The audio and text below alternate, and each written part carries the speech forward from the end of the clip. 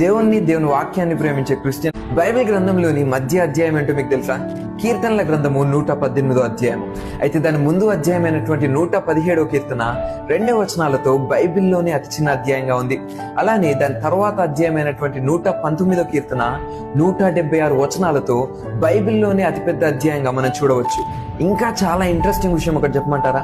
Bible గ్రంథంలోని మధ్య అధ్యాయమైనటువంటి 118వ కీర్తనకు ముందు 594 అధ్యాయాలు, అలాగే దాని తర్వాత కూడా 594 అధ్యాయాలు ఉన్నాయి. ఇవి రెండు కలిపితే 1188 అనే సంఖ్య వస్తుంది. అయితే ఇవన్నీ ఎందుకు చెప్తున్నాను అనుకుంటున్నారు కదా? బైబిల్లో మధ్య వచనం ఏంటో మీకు తెలుసా? కీర్తనలు 118వ అధ్యాయము 8వ వచనము. ఇంత ప్రత్యేకత ఉన్న వచనంలో ఏముందో మీకు తెలుసుకోవాలనుందా? మనుష్యులను నమ్ముకొనుట కంటే యెహోవాను ఆశ్రయించుట మేలు. నిజమే కదా, దేవుణ్ణి ఆశ్రయించడం ఎంతో మేలు. ఎందుకంటే ఆయన నమ్మదగిన వాడు. మీ జీవితాల్లో కూడా దేవుడు ఆశ్రయంగా ఉంటే దేవుడే నా ఆశ్రయం అని కమెంట్ చేయండి.